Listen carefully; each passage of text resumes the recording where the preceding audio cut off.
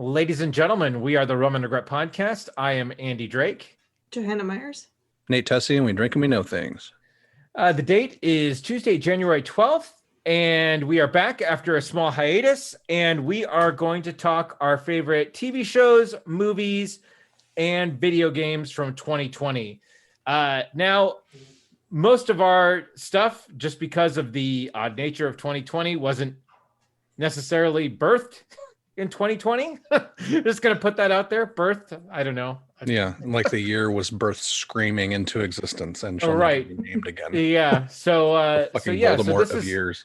This is going to be one of those sort of just all the shit that we did and all we watched and played in quarantine. So, so anyway, let's start with TV shows. We're going to do sort of our top TV shows, and then we'll do honorable mentions afterwards. But Joe, fire us off with a TV show.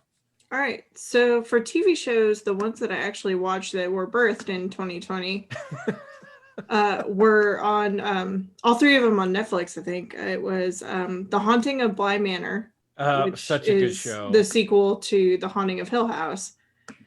And yeah, it was amazing. It's the premise is an au pair who goes from the United States to Europe, running away from something in her past, and ends up in a haunted house, and all manner of chaos ensues.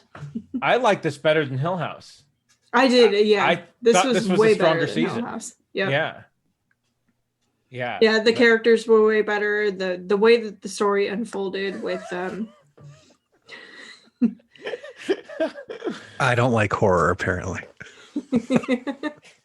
It's been proven. It has been proven. So you didn't watch these, Nate? I haven't seen either, actually. Oh man. Yeah. I keep getting The Haunting of Hill House confused with The Haunting. It is actually the same story.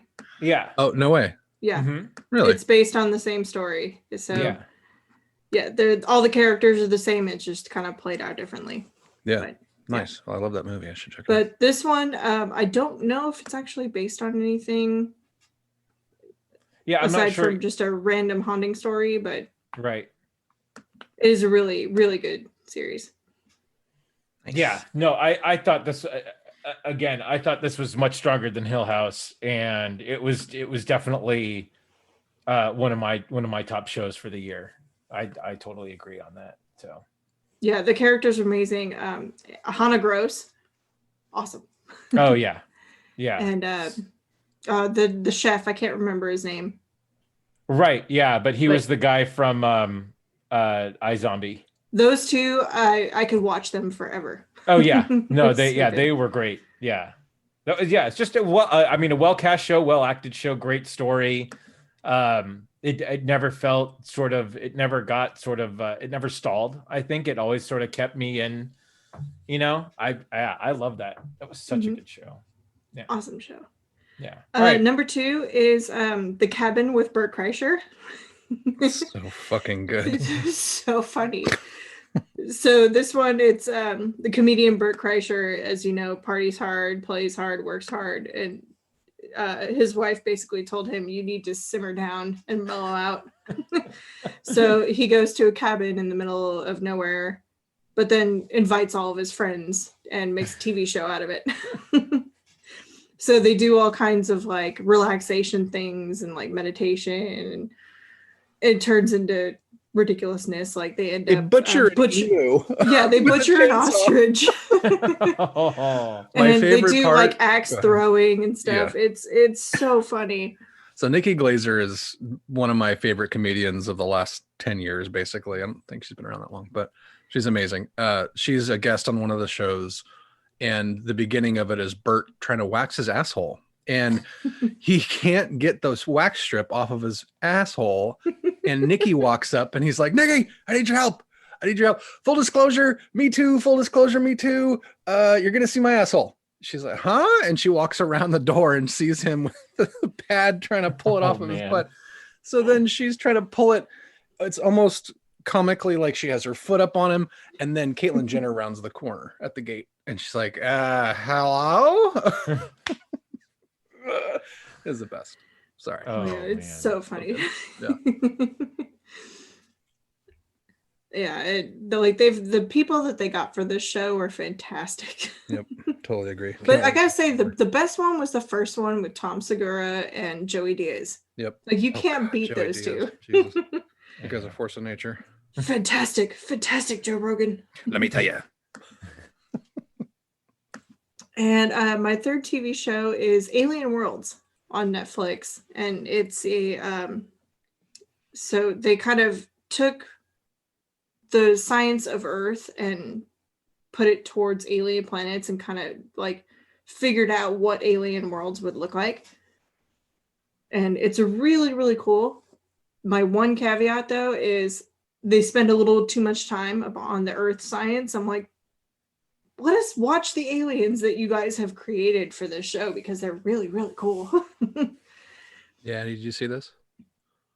No, I didn't see this yet. Dude, you got to watch it. It's great. Yeah. It's along the Yeah, lines it's like of weird flying aliens with no skin that just like, because the gravity of this planet is like less than our gravity or more than our gravity. And Right. sorry, I'm a little bit drunk.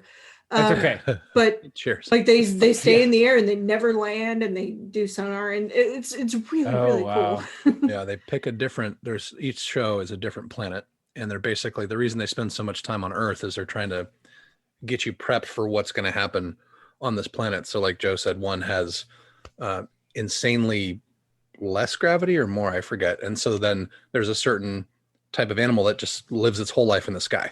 Mm-hmm. But then the predators for that animal basically inflate themselves and rise above these flyers and then kamikaze into, like, it's really kind of, it's almost like a nature documentary in that fashion, kind of like Blue Planet type stuff. Yeah. But it takes everything into the theoretical. So what if this planet had double the oxygen that our planet had? Wow. Okay. And what life will look like with that much oxygen feeding everything. Yeah. It's really, and really here's cool. how we figured it out, because on No. Earth there's places where, you know, we can scientifically figure out how this works. Right. That's really, crazy. Really cool hypotheses kind of Mhm. brought to life kind of thing. So That's awesome. I definitely want to check that out. Yep. So those are gotta my live. shows. Excellent. All right. I wonder, Nate, should I probably go before you, since you have Yes. the longer, more Yeah. distinguished list? yeah, giggity. So my first show, their second season this year, Umbrella Academy. Again, I can't say enough good about this show. I really love all the actors that they picked for the people in this show, and I think that this again was an equally as strong season as the first, and I'm stoked for the next season. I can't wait for that to come out. I'm pretty sure they got renewed for season 3. I think I remember reading something that they got renewed for season 3. So yeah, it's just, again, it came out, the first season came out, we watched it, binged it, and then forgot about it. And then season 2 came out, got all excited, and sort of same thing, binged, but now it's sort of stuck in the back of my head. I'm just sort of waiting, and I can't wait for the next one. The second show that I watched was actually one I didn't want to start watching because the previews really didn't do a whole lot for me. But Soulmates on AMC it's a anthology series. So different actors, different stories around the same premise. Very sort of Black Mirror-ish. And it even sort of piggybacks off of the Black Mirror episode where they get the where you get your match, and it tells you, sort of your match for the amount of time that you're gonna you're gonna be with this person for 9 months, and then you're out. Well, so it's and the premise comes out in the first 10 minutes of the show, so I'm not spoiling anything for you right now.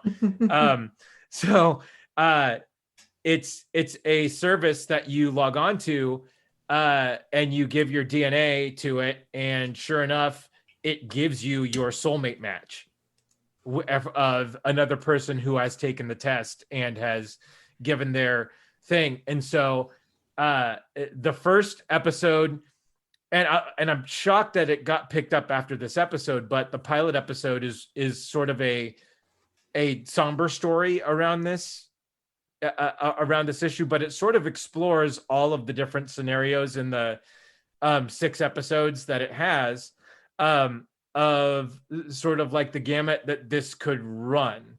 So it's just a really good, great, like it was a weird concept, I think, at first, and like after the first episode, Jamie and I were like, what the fuck did we just watch? Just sort of the same reaction you had when you when you watch the first episode of Black Mirror, which is what the heck did I just watch?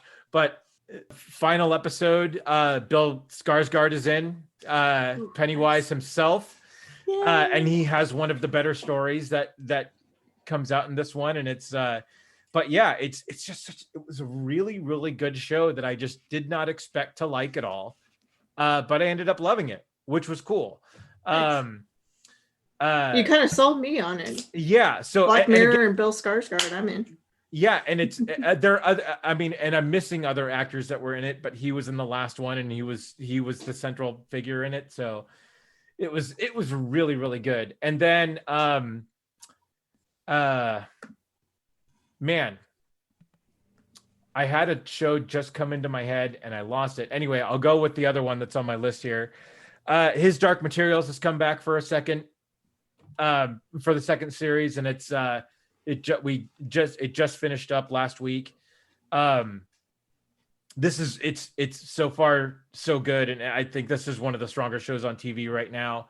Again, that's one that's been on my list for a while, actually. Yeah, you got to check it out. It's really, really good. My father-in-law actually watches it, and I saw a couple little bits, and he kind of gave the premise, and I was like, okay, I'm in. Yeah, no, it's fantastic. So yeah, check that out if you can. It's good. Again, really great actors that they got. Anyway, His Dark Materials, a very, very strong second season. Again, this is such a cool series just for what it explores and sort of everywhere it goes. So I'm stoked. I can't wait for the third season. Apparently it gets even crazier in the third season. So I'm stoked too. Another great series that popped up on CBS All Access was a remake of Stephen King's The Stand, which is sort of halfway through its run right now. Really, really great cast here. And again, such a cool story that they've only really revisited once in there was a really bad sort of 80s version of this that happened, that if you guys can find it on YouTube, you can watch it. It's pretty good, but I would definitely check it out if you want to sort of compare and contrast, if you get the chance to watch this one. But so far it's about 4 episodes in, and it's really good and great. The last one I'll bring up too, which was such a unique series, it was such really, really good, again, on AMC, was Dispatches from Elsewhere. Which was just it was Jason Segel wrote it. And it was a collection of stories that are a story that he adapted for TV, but then he sort of input his experience sort of getting the rights. And it was around an event that happened in San Francisco. So it was such a cool series, and it wasn't sort of your typical series. It was very sort of like rooted in like secret society and secret messages and stuff like that, and it was a lot of fun, and it was great, and it was unlike any show I've seen recently, which was nice, which was sort of refreshing. Sweet. So yeah, I kind of have go ahead. And I have a couple of honorable mentions after Nate's. Oh, I just had a couple because we hadn't really commented on any of your stuff yet. Yeah. So yeah, Umbrella Academy, obviously amazing. Second season really turns it up a notch. I'm excited to see where that goes. His Dark Materials, I watched the first season, absolutely loved it. Couldn't remember if I'd watched that with my daughter or not, and I thought I did, but maybe it was too scary with the animal demons being sucked out and that kind of thing. Yeah. So I was waiting to figure out if she had seen it or not. So it's really high on my list. Okay. I haven't seen the other ones though, so that's cool to hear about. Yeah. Like I said, if you're gonna start something, do Soulmates because it's not a big commitment right off the bat, Nice. and you won't be disappointed. So Cool. Should yeah, we do honorable mentions at the end? yeah. So Nate, the floor is yours, sir. Okay, so I've got a top 5 and then like a bottom 7. So we'll just do the obviously The Mandalorian, for fuck's sake. What's The Mandalorian?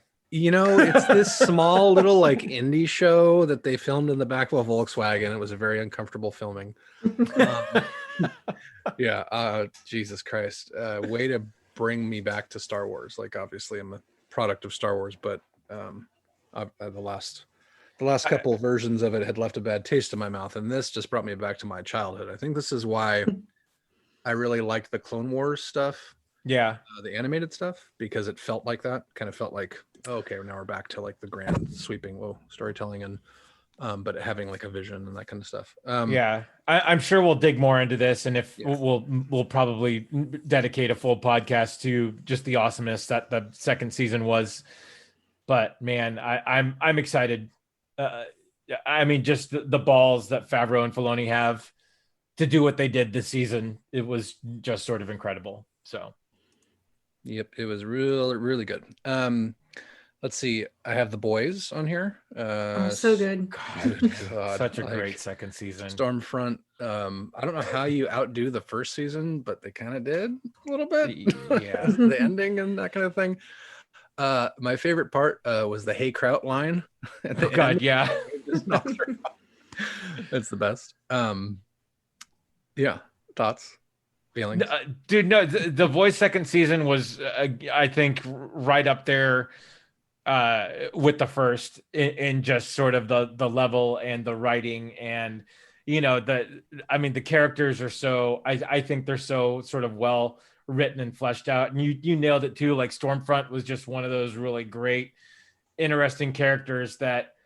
At first, and I mean, and we talked about this in our podcast on The Boys, but we were cheering for.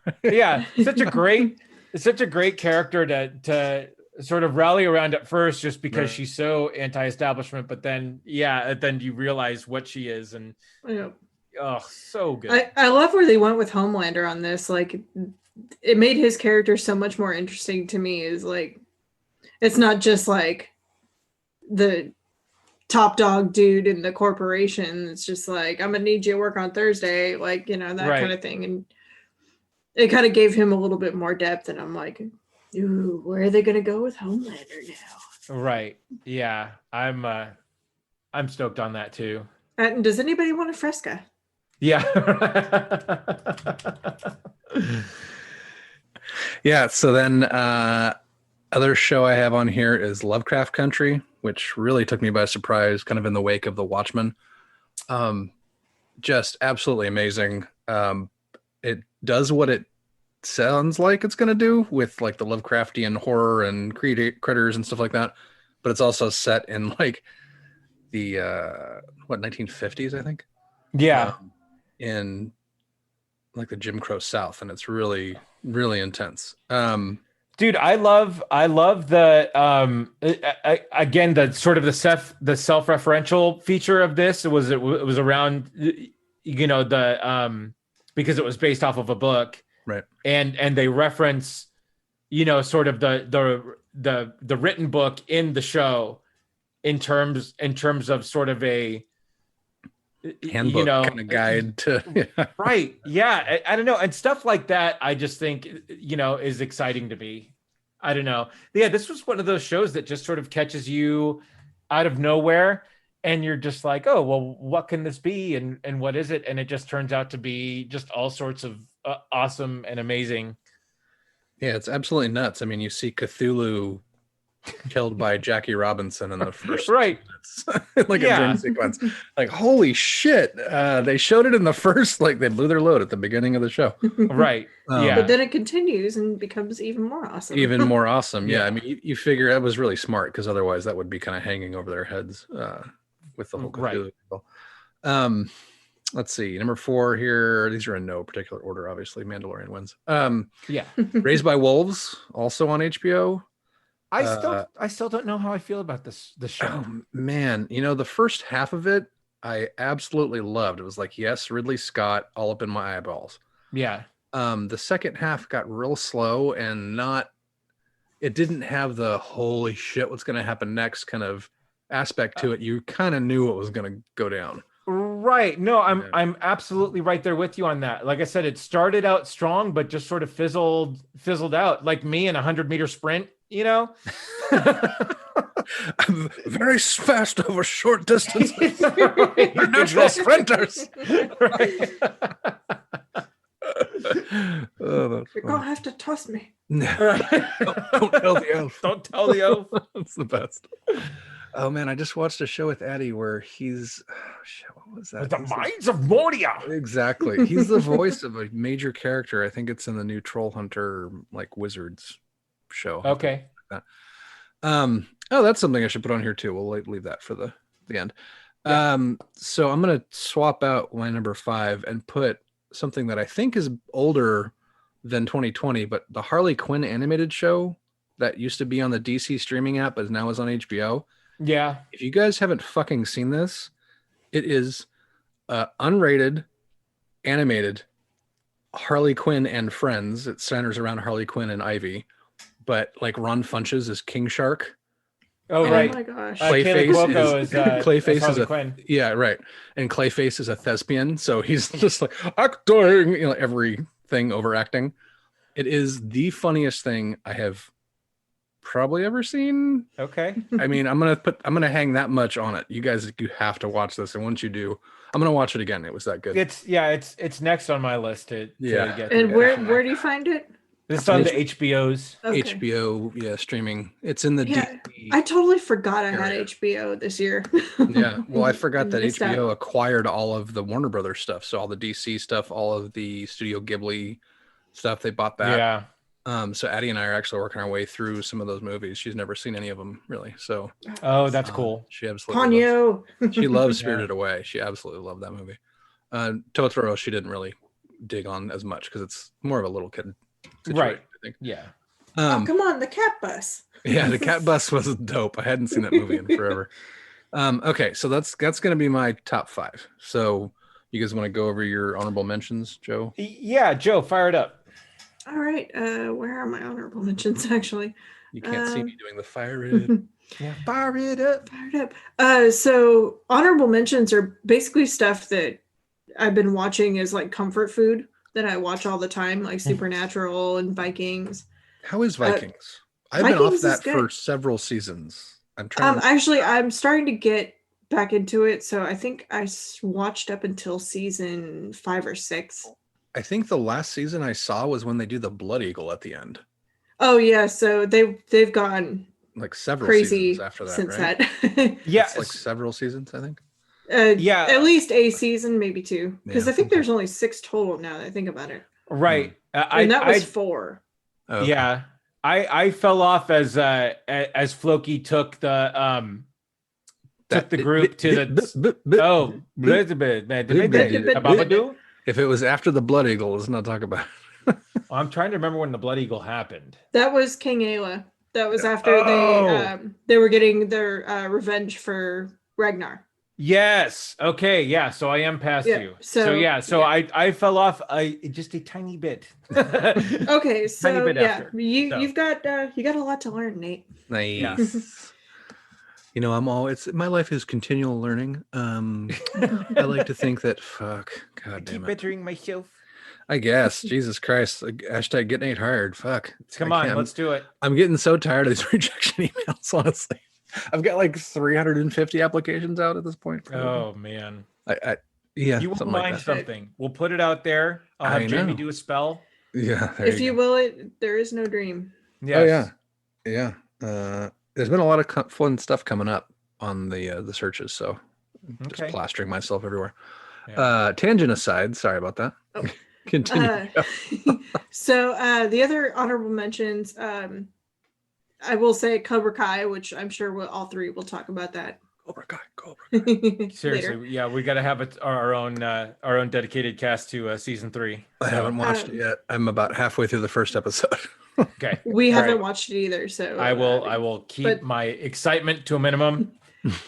One of the things Ken and I did find just recently was Mindhunter, which came out a couple of years ago, I guess, and but it is so good. Yeah. If you love serial killers, you're gonna love this.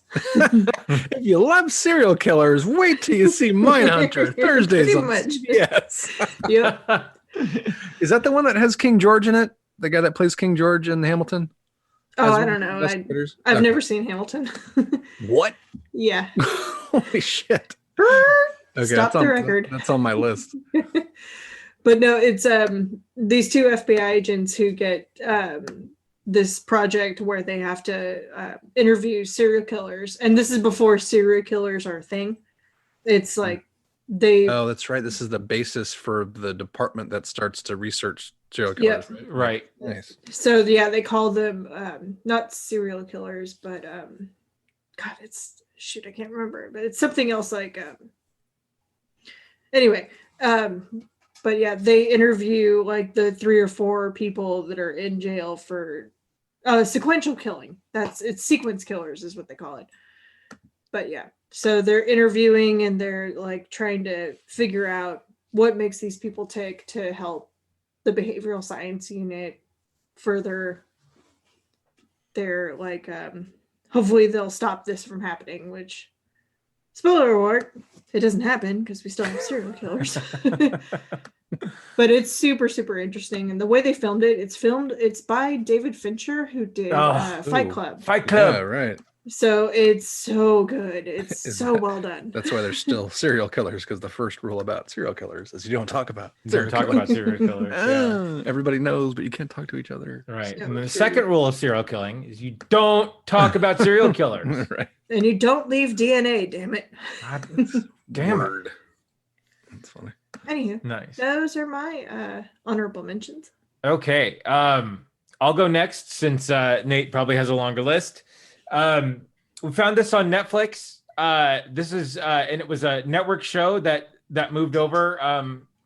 Evil, which is it was a really, really good show. So it's a premise is around a court psychologist that will testify if a person is sane or not, who ends up losing her job and gets hired on by the church to sort of investigate the supernatural sort of weird stuff that the church gets called in to investigate on. Wow. And she's there to sort of determine whether or not they're faking or not.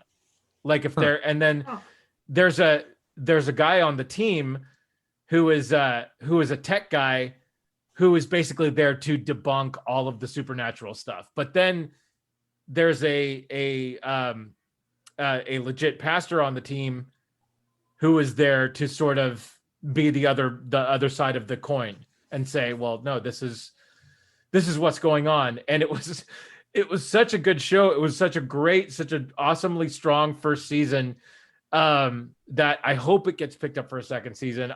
I want to see more. Like, it was such a good run. So if you guys get the chance, see Evil on Netflix. It's really, really good. The guy, one of the guys from Lost, the guy who played Ben, the guy who was on the island, is on it, and he plays one of the bad characters, and he's brilliant in it. So it's really good. And then I can't have a TV show podcast without bringing up a Star Trek series. 2 that came out this year. First, Star Trek Picard, again, which was just sort of a really great sort of bridge for the next generation, and seeing a lot of those characters that we haven't seen in a while, and just seeing sort of what they're up to, but at the same time giving us a really good sort of great, story of what Picard is doing. And it really focuses on the Picard sort of Data relationship that they left sort of hanging since the last movie. So it was a really good sort of comeback from the crap that Nemesis was, to really put that relationship back in the forefront and give us something more to go on. The finale, it's so great, but the meat and potatoes of Star Trek Picard was so good. And then I should have had this in my top 5 by far, but the animated Star Trek Lower Decks. Oh man, I still haven't seen that. Shit. Absolutely one of the best shows on television. If you like anything about Star Trek, type it into the list. I want so Cobra Kai, we can memorialize this list so we can go back to stuff. Okay, it is so good. I tend to shy away from animated stuff. I don't know why, because I discovered Rick and Morty this year and finally went through everything, and I was just like, I've been so stupid for so long finally not to watch this show. Nate, you're next. I feel attacked. But man, Star Trek Lower Decks is just such a great show, and it's so weirdly Star Trek without being I mean, it is Star Trek without being sort of Star Trek, because Star Trek gives you that sort of, like great hopeful future sort of thing where these are just like literally the dregs of Starfleet.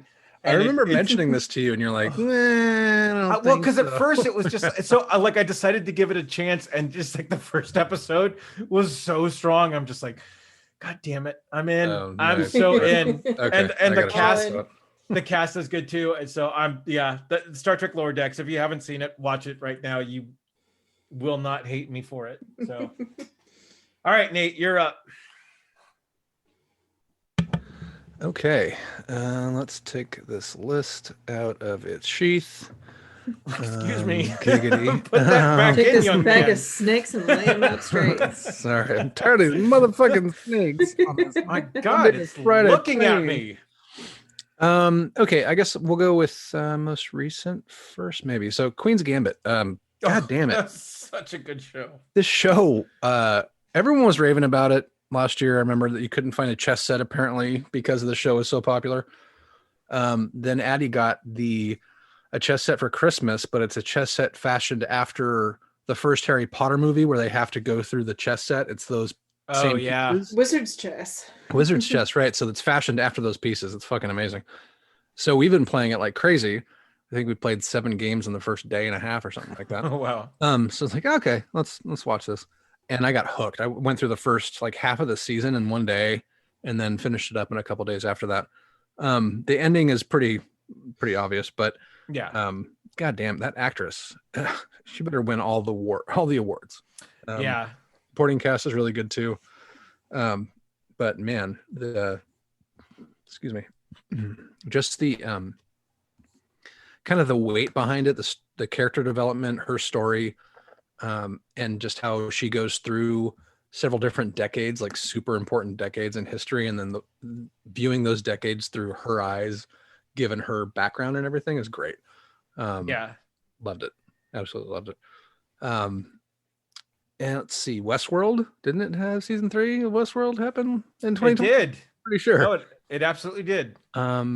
It was really good. It wasn't the lightning in a bottle that season 1 was, but it was better than season 2, I think. And I think you're right. It's been a while since I watched it, so I don't have a whole lot to say, but I had to throw that in there as an honorable mention.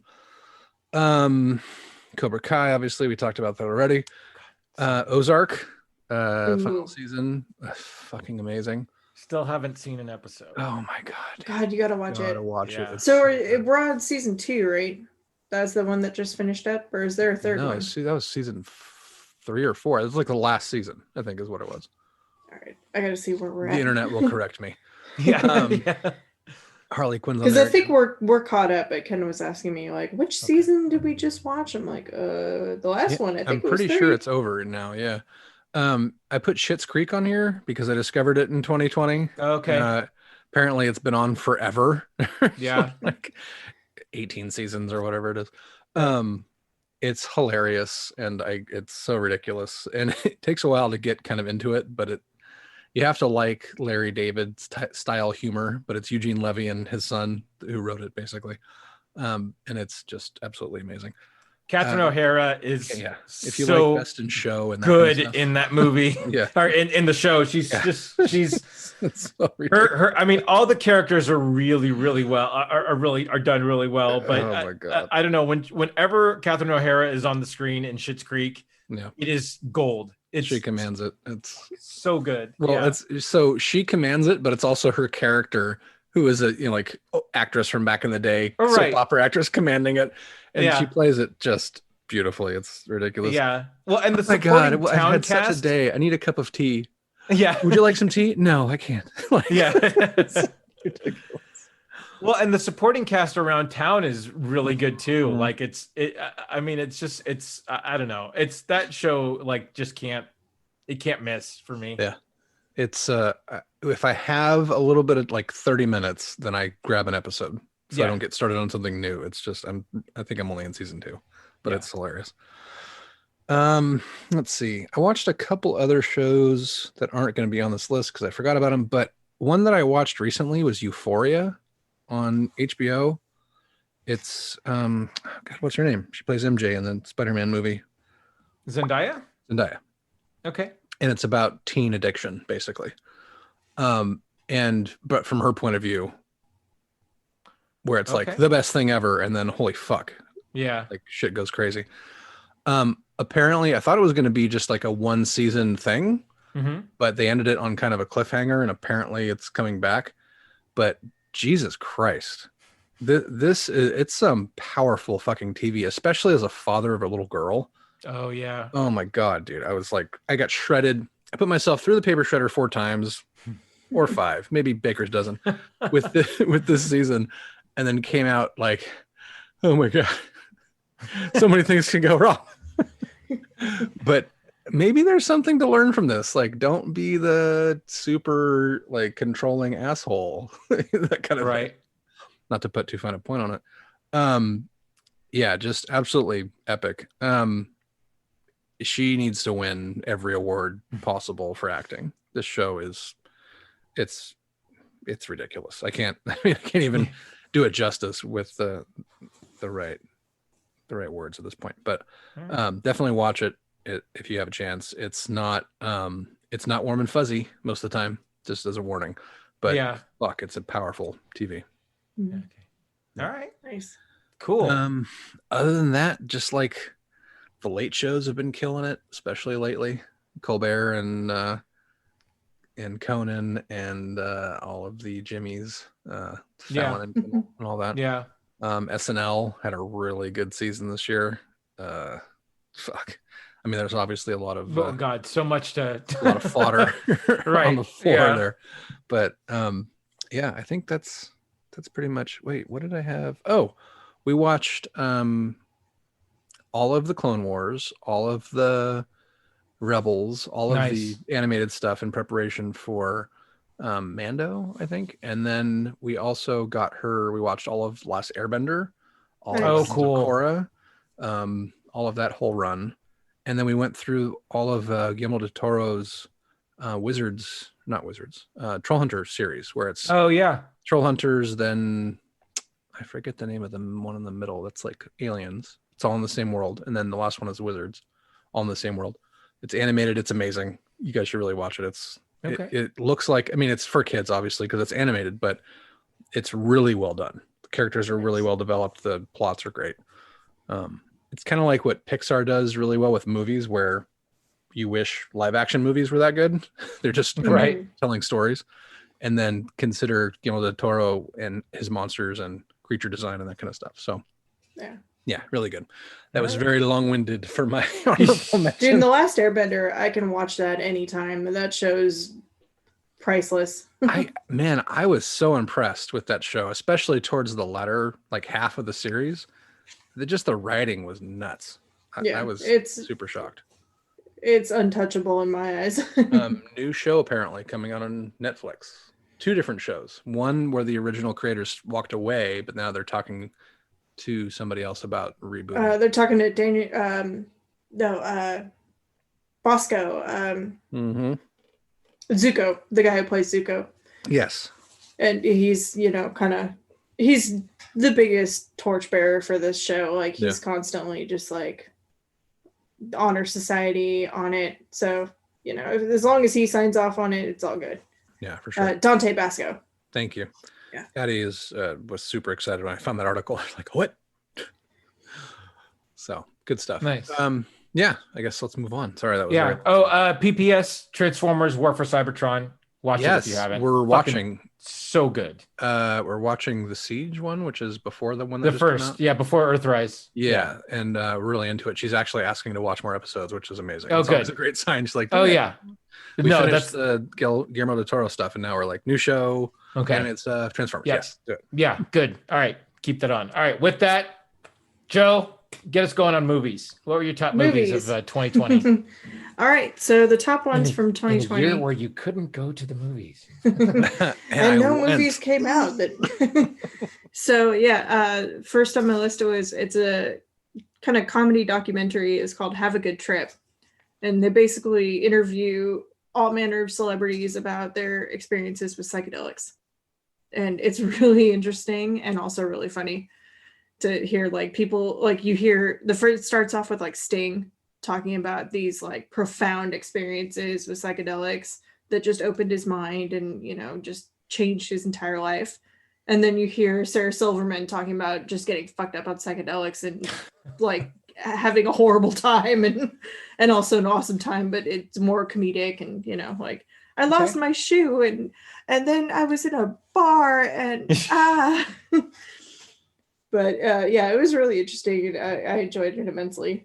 Nice. So, that and then next was The Midnight Sky with George Clooney, where he's kind of the last man standing after we've left planet Earth in search of a new planet and finds out that somebody was left behind. The little girl was left behind. So it's him. No spoilers. I haven't seen it yet. Yeah. So it's him dealing with that. I won't spoil it anymore, but it was a good movie, and like the premise was really interesting, and the way they carried it out was very interesting too, and it was a good movie. And my last one was one that actually I didn't really want to watch, but I did just randomly because I'm like, why the hell not? Death to 2020, and literally in the first like 10 minutes I was laughing my freaking ass off. So fucking good. It was so cathartic for this year. Seriously. I laughed through that whole thing, and it was kind of that like that not funny laugh, but that kind of yeah, this is all fine kind of laugh. But there were times where I was just fucking dying. I just love how it wasn't forgiving to anybody. Yeah, you know, like nobody's safe. Right, it ripped on everybody, everything that happened in 2020, which was beautiful. Jamie and I watched this on New Year's Eve, and like, and finished like 10 minutes right before midnight. So it was like the perfect end to the year, which was great. No, you're right on with this. This was like exactly what the year needed. It was so funny because I was watching it, and just the whole time I'm like, yeah. That's what I've been saying. That's how I feel. Oh my God, you're right. Dead balls on. Jesus Christ. I loved the British girl on the couch where our favorite reality show was America. Yeah, her, Samuel L. Jackson, and Lawrence Fishburne were my favorites. And and of course Leslie. Yeah, well, and I love the scientist that they kept cutting to where they gave him the messed up cut scenes while he was talking. Oh my God, it was so great. It was so good. Yeah. So those were my movies. Nice. So it was weird when I was coming up with this list. I sort of had trouble figuring out what came out this year, and even going through the list, I was just like, well, yeah, I saw this, but is it like one of the best? So I have three movies here that just sort of stood out to me in terms of just sort of like, I don't know, stuff that I just wasn't expecting that ended up being decent. I don't know that they're the best movies of 2020, but they're just ones that spoke to me. Your favorite. Sorry. Anyway, The Old Guard on Netflix. I just thought this was really good. Charlize, you gotta love Charlize. What color hair does she have? oh, is she a brunette in this?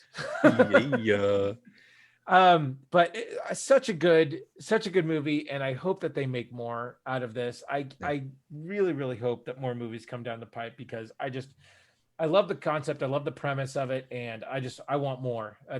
This movie left me wanting more. In a world where she's not going to be in the Mad Max sequel, Exactly. we definitely need this. Yeah, Hey, for sure. BRB Right. one sec, guys.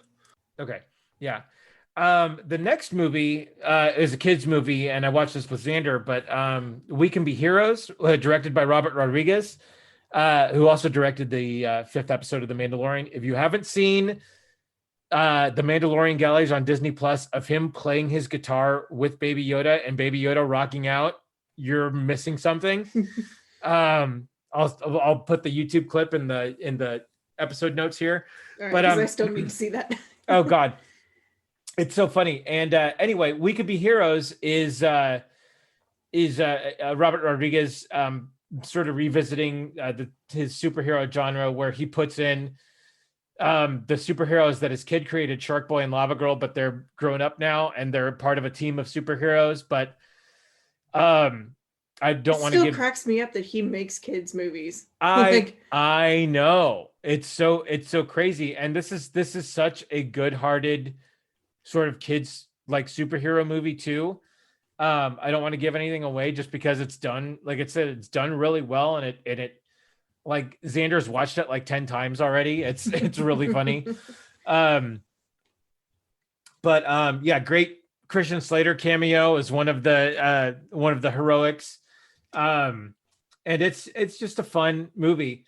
The next movie that we just saw that just came out sort of at the tail end of 2020 was Shadow in the Cloud. And this, I don't know if you guys watched, and I might be dating myself a little bit here, but Amazing Stories, the Steven Spielberg series, Amazing Stories, back where they were these again, a sort of an anthology stories of anyone, but there was this one called The Mission, where it was this guy's in a B-21 bomber, and they do their bomb run, but then all the stuff goes wrong, and it's sort of told from the belly gunner's perspective, and he gets stuck in the belly, but then a lot of fantastical things happen, and he ends up having to sort of save the mission, and he does so by sort of his power and everything. Anyway, this is a movie with Chloe Grace Moretz, and it's in that same sort of timeline, but she's part of the British Air Force, and she gets on a ship with a special package, and she immediately tells the crew, "Oh, we can't open this package. It's a special package. It's classified." She ends up giving it to one of the crew to watch over. She gets stuck in the belly gunner little, spot. And then everything is shot and heard from her perspective. So you see the guys in the crew as she walks on the plane, but then for the next sort of half an hour, a lot of what happens is interaction over the radio, and you're seeing her reaction to it. Now, there are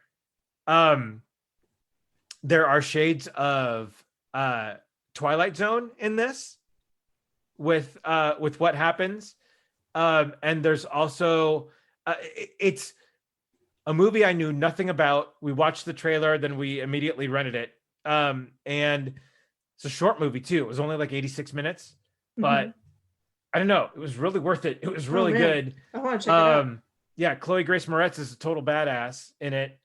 And it was just a movie that I didn't expect to like as much as I did. Yeah. So anyway, that was Shadow in the Cloud. I think we got it on Amazon, and yeah, it was really good. It was great. Nice. I'll put it on the list because it sounds like something Ken would like.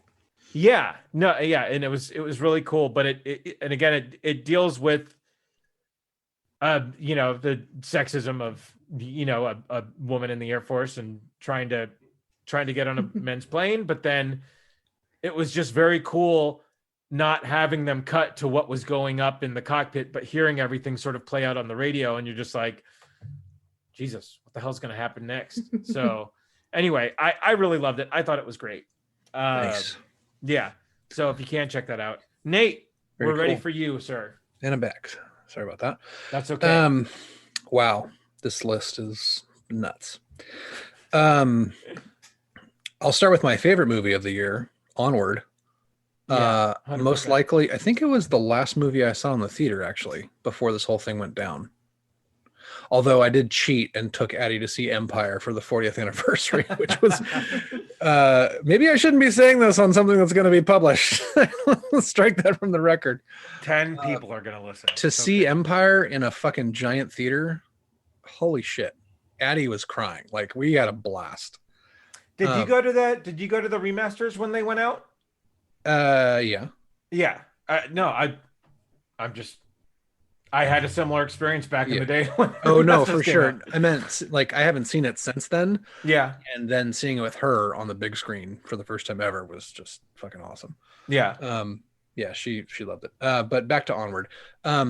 Perfect movie. Fight me otherwise. There's a lot of holes in it if you watch the, what is it called, Film Thread or whatever. Yeah. CinemaSins. But fucking goddamn it, I love that movie with my whole heart, and it's like my spirit animal. Especially, I want the van. Yeah. The flight of Guinevere is probably one of the best scenes in movie history. Yeah, I will cheers to that, man. Oh Yeah, my god, it's that so was good. fucking good. I'll randomly play that song for Addie in the car when we're getting in the car to go somewhere, and she'll just Nice. start laughing. It's fucking great. So earliest movie of the year to probably the last movie of the year, Borat 2, making movie film. Yeah. Oh, holy shit. Giuliani with his hand in his pants situation and all of that amazingness. God, that was disturbing. Yeah. The whole movie was disturbing. The fact that yeah. he got a co-star to do as good of a job as him Yeah. really was the only way to make Borat better. Like, it wasn't Right. better, it was just different, and the differences were so shocking. Like the cotillion.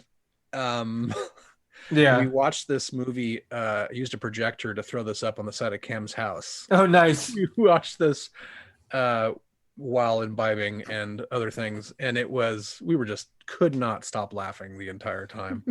Nice. We rewound the Giuliani scene probably 10 to 15 times Oh, man. conservatively.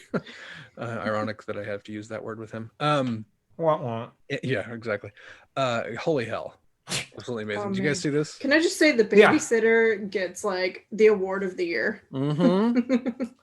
Hell yeah, she does. Like, can we He all donated like have 100 somebody that grand to cares about us as much as she cared about Borat's daughter? I think Right. he donated like 100 grand to her church or something like that. Something like that. It might have Yeah. been more. I'd have to double check that. But Well, yeah. and then the guys that take him in. Oh, no, the rednecks that take Yeah. him in. I just- Oh, I don't know. y'all That kinda- whole sequence was great. Well, can I stay with you guys? It's like- that was that was really great. Yeah, I need to watch that movie again. Actually, it was really Yeah. good. So bouncing to the newest to probably the most impactful, Social Dilemma. Holy shit! Oh, watch God, this movie? yeah. Yep. Yeah, I watched it. I mean, I know I'm addicted to social media. I'm on it a lot, especially since I'm not working, but holy hell. If there was ever kind of like the clarion call to get legislation passed about ownership of data, this is Yeah. it. Oh, And- yeah. And I can't, it would have been interesting to see if Andrew Yang would have done better as a candidate with basic income and this, and like Yeah. ownership of your data. If that was his platform, even though a lot of people wouldn't get it, like I vote for whoever puts personal data ownership on as one of their points for running for office. Yeah. Can you imagine being able to, because it goes hand in hand with that universal basic income, because then the companies have to pay you for your data. Can you imagine being able to opt in and there's a minimum wage for that? Right. And depending on how valuable your data is, I'm sure there'll be some kind of scale, then you make more money. So if you're an influencer, you make more money on your data, that kind of thing. But there's a baseline level that everybody gets for their data, and then other things contribute into the value of that. That's starting to feel like Black Mirror to me, but Right.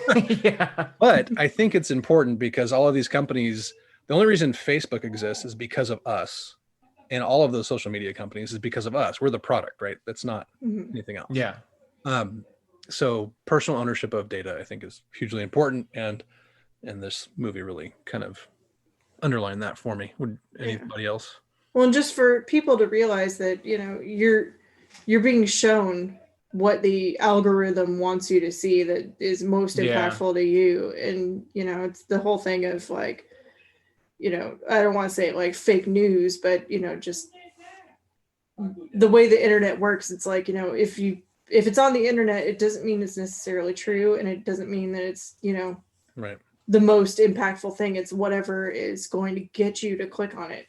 At the same point, if you click on a lot of fake news, that's what you're going to be seeing. Yeah, that's what you're going to be fed. Yeah, exactly. So yeah, you know, it was just, I honestly wish everybody would watch this movie just so they kind of understand how social media works. And, you know, for people that's all where they get their news from. Yeah. Just know that this is how that works. So, you know, it's not. That's a fair point. It should be like a required viewing before you can download the app or something. Right. Or just, you know, you should do your due diligence and do your own research and critical thinking and all that stuff. But if only. Anyway. Right. Would be a much my better soapbox society if tangent that for was this the case. podcast. Okay. Then another really great movie that I saw in the theater before everything locked down was Birds of Prey. Oh yeah. The Fantabulous Emancipation of Harley Quinn. I'm pretty sure that's how that went. Nice. Well done. Damn, this was a good movie. There were a few scenes I probably could have done without. There's like a girl on the table forced to take her dress off kind of scene. There's a couple other kind of cringy moments, but damn, this is a really good movie. I just watched it again the other day. Yeah, it's really well done. And Ewan McGregor, like, I have a picture of him on my wall as Jesus for the holidays. Yeah. He's the best Obi-Wan. That's not true. He is a lot of people's only Obi-Wan. And then to see him as this Black Mask character was just kind of chilling. Can we just recognize this moment of Nate bringing up a DC movie? What are you talking about? There weren't any good Marvel. No, and here we are, ladies and gentlemen. There was no Marvel option. Yeah. In the absence of Marvel. Right. But no, I totally agree with you. This was a great, I'm so glad that they sort of, that Margot Robbie sort of stuck to her guns and got this movie made, you know, and I loved it. I thought it was great. I loved seeing these great sort of secondary sort of tier heroes, you know, team up and team together and come together. And yeah, I love it. Ewan McGregor was so over the top as Black Mask. I thought it was great. I thought it was so good. That was it was a very, very good movie. We actually saw this in the theater too before shit hit the fan. So I agree. Joe, did you have a chance to watch this? No, I haven't yet. Oh my God. It's on my Vudu. Grab it. Oh, well. It's also on. It's also available on the HBOs. HBOs, right? Yeah. Yep. Yeah, I saw it on HBO. I just wasn't ready to watch it yet. Totally worth watching, and I think Ken get a kick out of it too. Nice. There's actually one of the YouTubers I follow for like quick cooking stuff does the ultimate breakfast sandwich because of this movie, and it turns out really well. It's actually better. Oh, nice. There was a guy who also made the blue macaroons from Mandalorian. I saw that same guy. Yeah. Okay. All right. Yeah. Good. Very cool. So number 5. Shit. I should have done these in a different order because there's a lot of really good ones on here. I'm going to have to put Hamilton on there. I never had a chance to see Hamilton in the theater because that's ridiculous as far as how much it costs and the wait times and if you could actually get tickets. Apparently they edited it for Disney Plus, which will lend itself to another version when the Disney, what are they calling that? Disney Premiere? They're making a mature section of Disney After Dark. Disney After Dark. The apples aren't the only thing that are red. Whoa. That was the line. Fuck you guys. Yeah, I couldn't think of anything that was off the top of my head. Now I feel like a terrible person. All right, cool. You're a dirty, Anyway, dirty human. back to Hamilton. God damn it, this was amazing. I can't imagine having seen this in the theater, how impactful this would have been. I was lucky enough as a kid to get to go see some things like the Blue Man Group that my mom dragged me to when they were at the Greek Theater. Is that right? That's not right. In Berkeley somewhere. I forget exactly where. That's a Greek theater, I think. It would have been the Greek. Yeah. It might have been the Greek. And a couple other things of that nature that I wasn't really into, but God damn it, I'm so happy I got to see them. I could not imagine being like the first run on Broadway or the first run wherever this showed up originally, because Jesus, it's brilliant. And King George is my favorite character, which says a lot.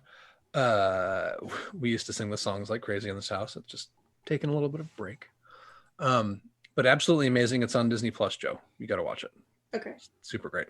If you don't want to, if other people don't want to watch it, throw headphones on, because it must sound amazing with headphones on. And that'll be my top 5. I'll save the rest for later. Nice. All right, Joe, what are your honorable mentions? What are my honorable mentions? Operation Odessa on Netflix.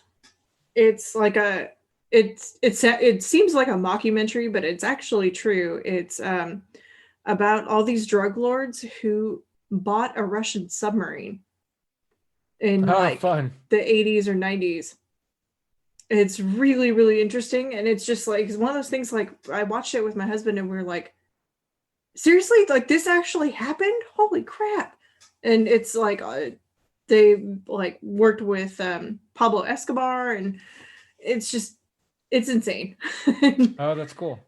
It was really, really interesting. So that was awesome. That was one I hadn't seen. The rest of mine are just kind of comfort watches that I've been watching. So Dr. Sleep, the sequel to The Shining with Ewan McGregor as Danny Torrance. Amazing. The best sequel they could have done. It's so good. I love that movie so much. It's all the callbacks to The Shining are perfect. It was a fitting long ball sequel.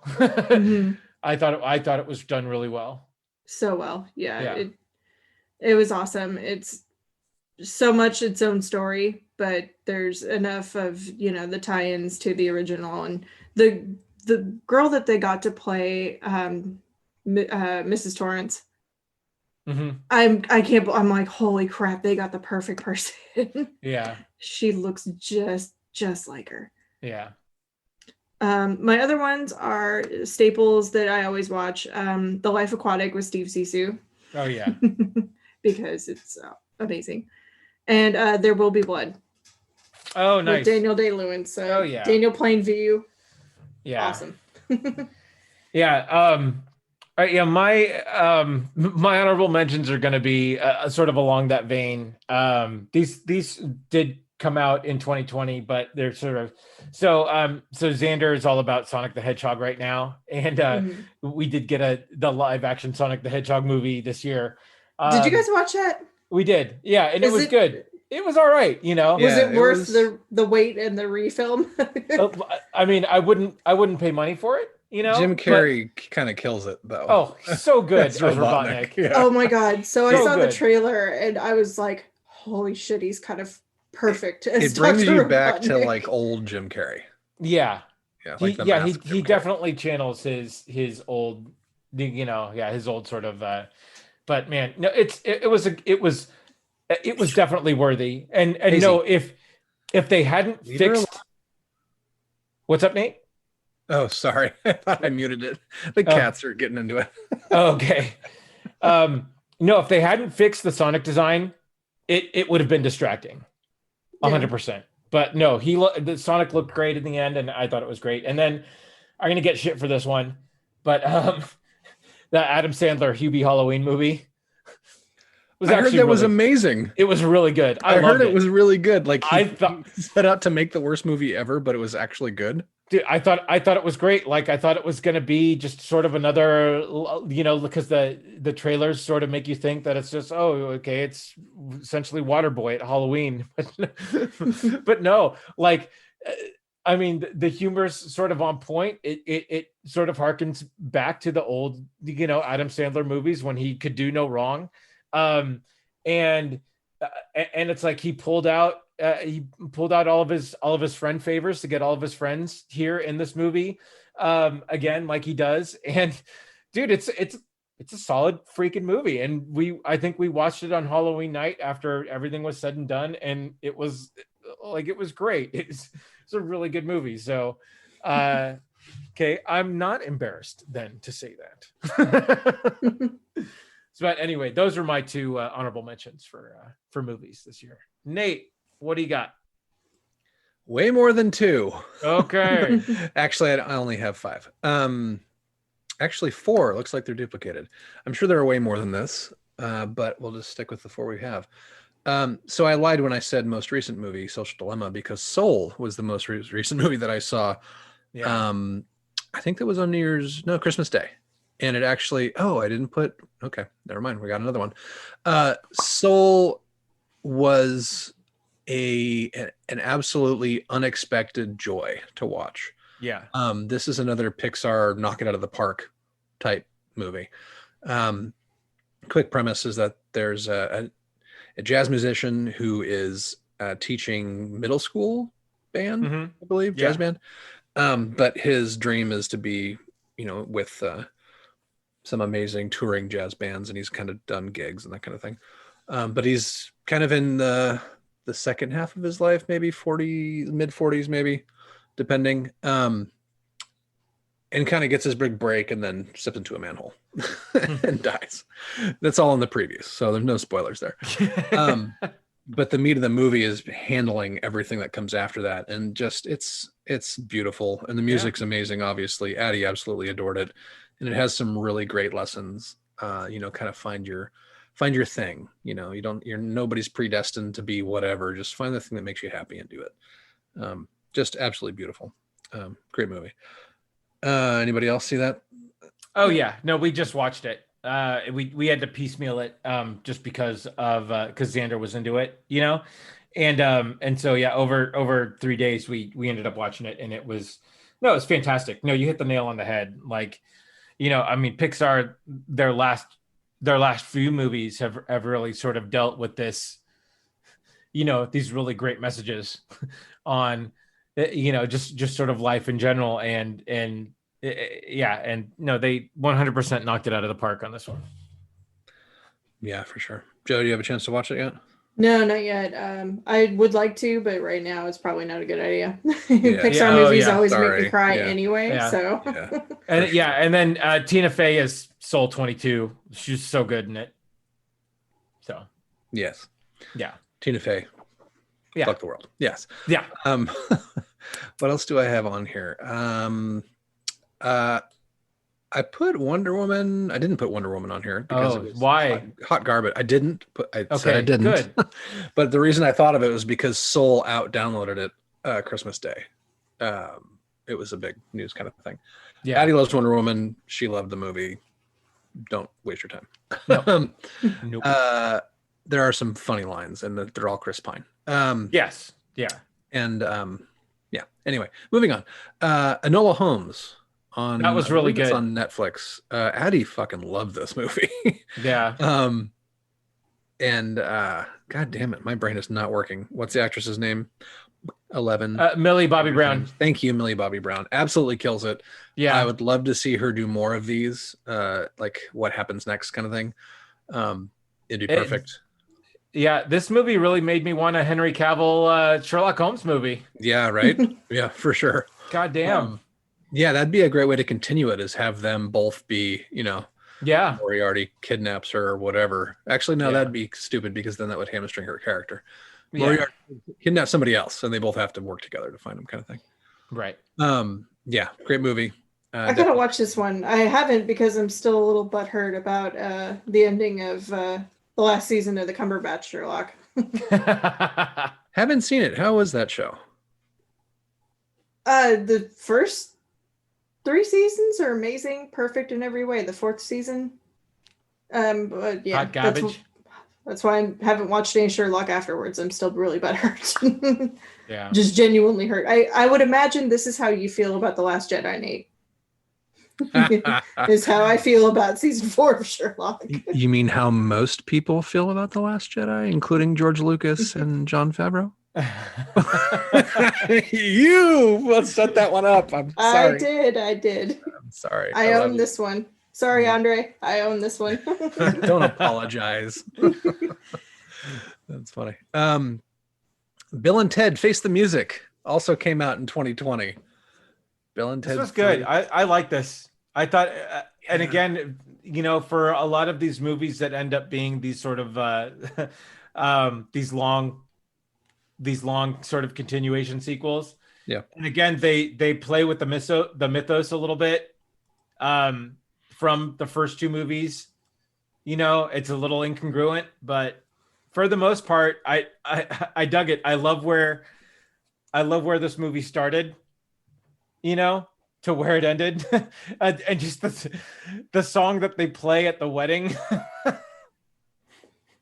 to start off, I thought was just brilliant. But yeah, I totally agree. Yeah. One of the other ones I put on here was the remake of The Witches, which is Addie's favorite movie. So she absolutely loved it. It's not good. Yeah. So the grandma is great. Right. Can't remember her name now because my brain refuses to work. Oscar-winning actress for The Help and Hidden Figures and Jesus Christ. Oh, damn it. Anyway, I know what you're talking she's the best part of it. Anne Hathaway is a stinker as the Grand High Witch, so don't waste your time. Yeah. Let's see what else we have on this list here. You guys had like your favorites that you always go back to. Mm-hmm. Last Samurai is one of those for me. Oh, yeah. It's the total white savior complex. I forget what they call that. It's absolutely amazing. I'm a huge sucker for samurai anything, so that'll lead into the video game discussion because that's why I was late to the podcast. Was a samurai game. A couple really kind of rapid fire things. So I've got a list of it's about 100 movies long that are all like, I've had a bunch of friends from my old job put this together, like movies that Addie should see from way before it was her time, kind of thing. And we've knocked a bunch of these out of the park this year. So I'm just going to rapid fire through them real quick. And then just as a kind of honorable mention to have her included here. So Willow, nice. Batteries Not Included. Yes. Beetlejuice, Ferris Bueller's Day Off. Let's see, what else did we watch this year? The Mask, Liar Liar, My Neighbor Totoro, Three Musketeers from the 90s. Awesome. Robin Hood, Prince of Thieves. She's been asking me for other movies like that. So I don't know if it's because of... I'll provide you a list. Yeah, I'm pretty sure it's because of the leading men in those movies. Oh, but she sure. specifically called out Chris O'Donnell in the Three Musketeers. She's like, Dad, that blonde guy is really hot. Well, Man in the Iron Mask will Yeah, be the next one. We've seen that before, actually. Okay. What else? Spirited Away and Teen Wolf. So those are all this year. We try to almost like every other weekend that she's around, we try to do at least one. But there's just so much other stuff to watch that we kind of get kind of buried under that stuff. So I'll share the list with you guys if you want to add stuff to it. Yeah, definitely. Yeah. Yeah, that's it for my. All right. And let's just fire right into video games. Joe, what did you play this year? So not surprising. Animal Crossing. I can't stop playing Animal Crossing. No, actually, I did stop playing Animal Crossing because I picked up Stardew Valley. Oh, nice.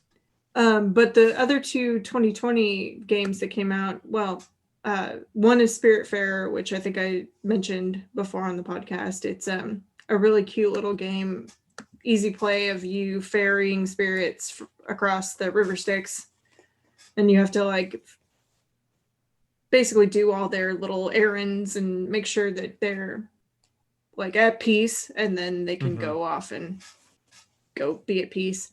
And it's just a nice, fun little, like, mindless, chill game. There's not a lot to it. So, and it's really, really pretty.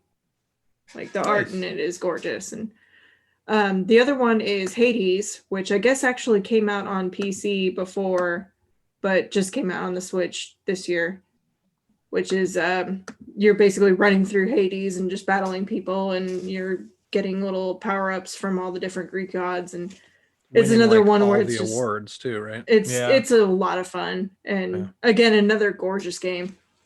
I've seen it on like 3 different Game of the Year lists already for 2020. Oh, wow. It won a bunch of awards at the Game of the Year awards. Yeah, I was surprised when because I heard so much about it, and I finally downloaded it, and I played it, and it's, just a very simple run through. You just clear rooms and you keep going until you die, and it's kind of, I actually don't know if there is an end to this game or if it just keeps going, but I was like, oh, this is gonna get really boring really quickly, and it actually doesn't. Oh, nice. Between like all the different like power-ups and different things you can do, and just all the different interactions with gods, it totally keeps your interest, and it's really fun. That's cool. So yeah, those are my games.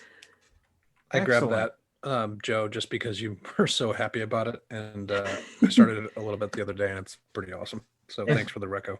Nice. Cool. You're very welcome.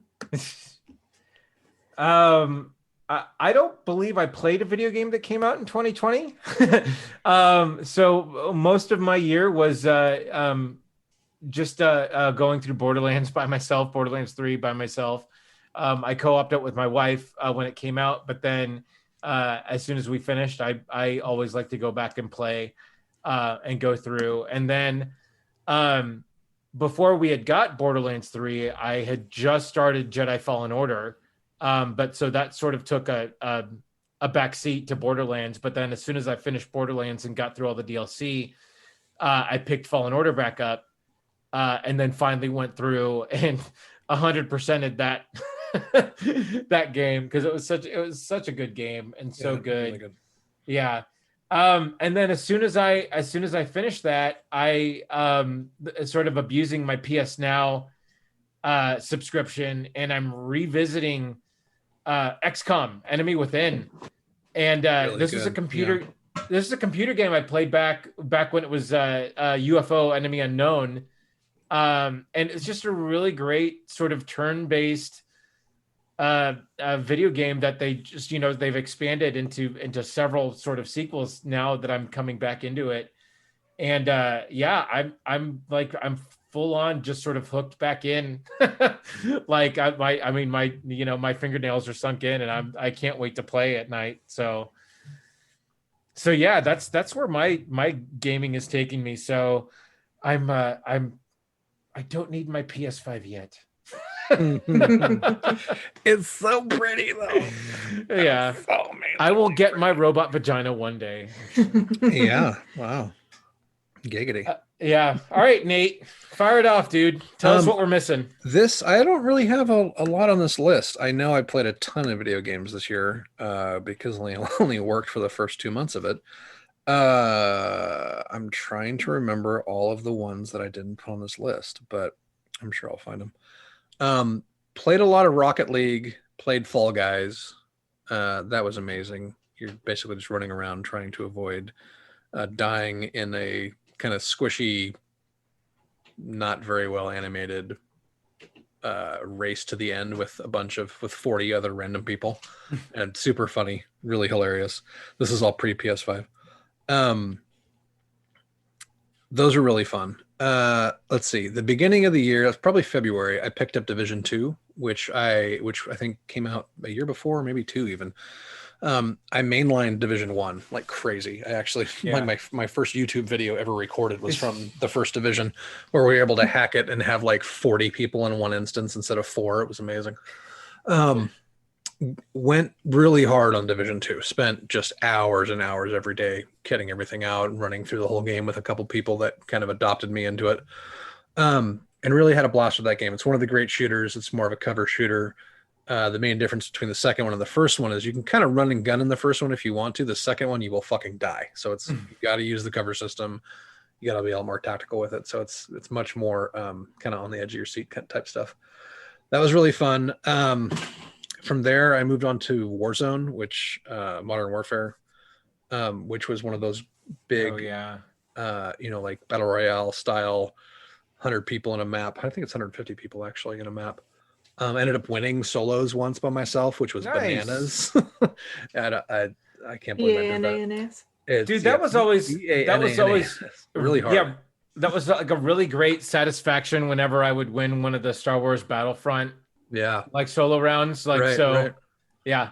Nice, really fucking hard, man. And it just so happens that the way that the map ended up, there was like this little like blocked off tunnel kind of area where I could hide, let everybody else kill each other at the end, and then go through. The last 5 kills were fucking nightmare, and I should have died. But anyway, I'm glad I have that on my gamer tag. And then the other 3 on my list are really from the end of 2020. I played a lot of stuff in between then, but they all kind of got swept aside by these 3 games. So Assassin's Creed Valhalla is spectacular. Probably one of my favorite Assassin's Creed since Black Flag. Black Flag is my all-time favorite because of the pirate aspect. You actually customize a pirate ship and the water physics, and just that whole game is perfect. And I have a copy of it. You guys can you can play it for free as an upgrade on PS4. So nice. Not you guys, but Joe specifically can borrow it.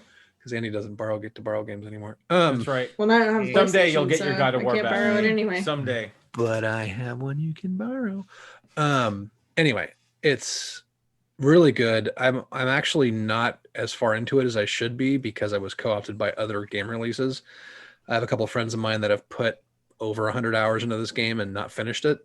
Wow. That's really, so some of the reviews that I've watched is really, that's the only thing that kind of holds it back from being just 10 out of 10, kind of 9 out of 10 area, is that there's just a lot to do. So if you played Assassin's Creed Odyssey, that game world is just gigantic. It's too big. It's just unwieldy and way too big.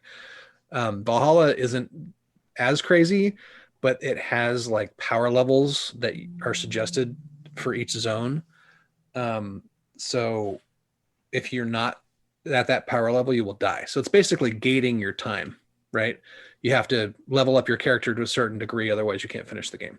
That was my one main complaint with Valhalla, but I'm not even close to that yet. I'm actually kind of maybe the first third of the way through it. Okay. Anyway, really great game, spectacular looking, and the story is really good so far, so I can't wait to get back to that. Cyberpunk 2077, the redheaded stepchild from CD Projekt Red that they're getting sued out of their ass, and apparently the equivalent of the Better Business Bureau, maybe. Actually, more teeth than that. In Poland is looking to see if they need to be fined for release practices that were not kind of up to snuff, because they basically said this is a PlayStation 4 game and an Xbox One game, and it doesn't run on those platforms. Wow. Thankfully, I was able to grab a PlayStation 5 from a buddy of mine. So shout out to Spleezy, Willie D in the house. Can you see this, Nate? He's doing it as hard as he can. I'm sorry. You had your chance, buddy. I don't want to hear your one. The listeners, Andy's giving the bird to Nate. Giving you shit. That's pretty sure I've helped facilitate that. This game, holy shit. If this game had released they should have pushed it, first of all. So let me back up. There isn't a PlayStation 5 version of this game yet, which it absolutely deserves. Think about every cyberpunk style anything, Blade Runner or whatever, specifically the most recent Blade Runner, and all of the lights that are in those cities. Or like what's a better analogy for that? Like Fifth Element, the downtown areas of that, which just super impacted, neon everywhere. There's people everywhere. There's things happening everywhere. That's this game. They do an amazing job of bringing this world to life, and it deserves a PS5 version because of all the lighting. It needs to have ray tracing. If you've seen a video of this on a high-end PC, it's absolutely breathtaking. So that being said, even on a PS5, it looks good, but it doesn't look like a PS5 game. It doesn't look like a next-gen title because it's a PS4 game that barely runs on, not barely runs. It barely runs on PS4s as a PS4 game. It runs much better on a PS5, but it's still not as good as the high-end PC stuff. Gotcha. But that being said, as far as visuals, the story is absolutely amazing. The gunplay is fantastic. The advancement and kind of skill trees, there's a lot there. So cyberware is great. The whole mechanics about the skills are, even if you don't like spec skill points into a thing, the more you use that weapon or that skill, you automatically gain levels in it. So let's say you want to use pistols, but you're spec'd into shotguns and you find this really cool pistol. The more you use that pistol, the more your level goes up as far as being better with that weapon. Anyway, so if this game had launched in a solid state and would have run on the systems it was meant to run for, this absolutely would be like a 10 out of 10 game. It's great. Yeah. I also got Cyber Nookie, which is the most action I've had in a long time, and it was damn good. Somebody shared too much. No, I shared just next enough. Time on Rum Regret After Dark. Yeah, and she's a brunette. What? Big surprise. Big surprise. No, I was never, honestly, all those games that had like the romance options, I never was able to get through them. I don't know why. It never worked, but this one it worked. You never had alien sex in Mass Effect? I was never able to get there. Come on. So much alien tail in Mass Effect. I was never able to get there. Even in The Witcher, I was never really able to get there. But damn, this one came out of left field and I was super proud of myself. You were on it. That's the overshare. There you go. Anyway, super proud of myself. Anyway, amazing game. There's at least 3 endings to this that are completely different. There's this one point where they basically say you're at the point of no return. If you want to do more stuff in the open world, and spoiler alert, you get to go back to it after the fact. But there's at least 3 endings. I think there's as many as 9, depending on what you do at the end of it. And they're all like an hour kind of travel in different branches for that. And it's absolutely amazing. And all that leads up to my game of the year for sure, hands down. I haven't really gone back to Valhalla yet, but I don't think there's any way that Valhalla can beat this game. And it's Ghost of Tsushima. And this is when I was talking about loving samurai stuff. This game is the samurai simulator, bar none. And one of the best combat systems, one of the best kind of soft RPG systems. The story is amazing. Everything is fully voiced. It's absolutely gorgeous. I've shared with you the review that Skill Up did, shout out, on this game. The use of color and just movement, and it's not one of those like your HUD is filled with waypoints and that kind of thing like Assassin's Creed. It's more of a, hey, something's over in this direction, and then the wind changes, so you always know what direction to go to. Oh, that's if you want, you swipe up on the little touchpad in the middle, and the wind blows again, and then you can kind of go that way. I am just completely shocked at how Sucker Punch was able to pull off like the open world thing that had gotten really old and make it just perfectly done. There's no, it's not too big, but it's expansive. If you want to spend a lot of time exploring things, you don't have to. It's not, none of it's gated. The enemies get harder, but not because they have more hit points. It's because they're way better as far as fighting. So they'll have different tactics, and they'll be faster. They might hit a little bit harder, but it's not because they have a bunch of like bullet spongy type hit points on top of hit points.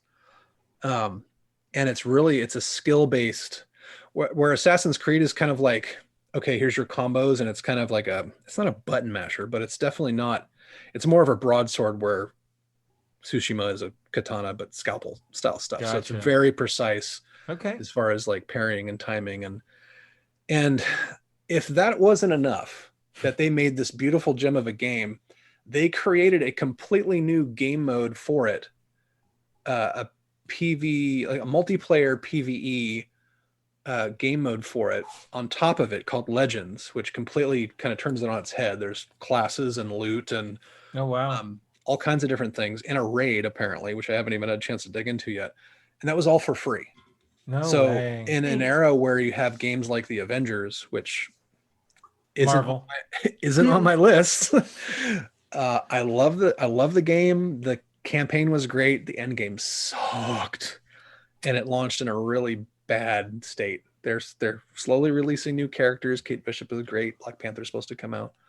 I think it'll Maybe be they a good can go place back in eventually. time and fix it. Exactly. That's what I'm hoping for. That hurt, Sandy. That really hurt. Sorry. Sorry. No, it's okay. You needed you've been down for a while. It's okay. You needed to win.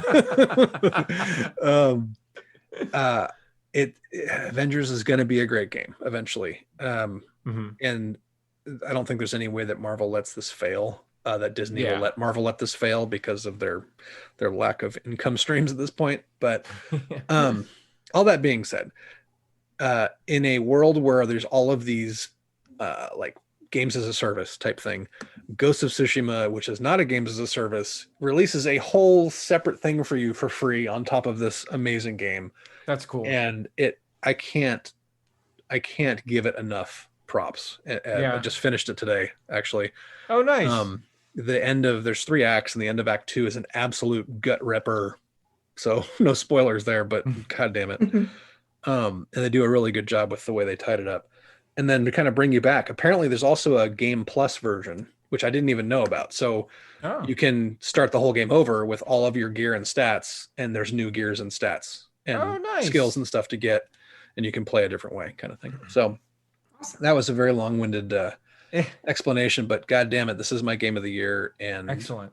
I can't wait to see how it stacks up overall. So nice. Do we have any honorable mentions? Are we good? I don't think I have anything else. I know I played other stuff in the middle of the year, but yeah. Well, if not, we can always mention it in the show notes. Yeah. So, what were your favorite movies, TV shows, video games of 2020? As always, you can let us know on Facebook at the Rum Regret Podcast. You can let us know on Twitter at rum_regret. You can listen to us anywhere where you ingest podcasts, Google Podcasts, Apple Podcasts, radio.com, newly on Spotify. And until the next time, we have spoken all night long. All night long. All night. Everyone you meet, they're dancing in the Oh my street God. all night long. And the show has hit a new low. This is our low right here. Are you kidding? Yes. I could not resist. Well done.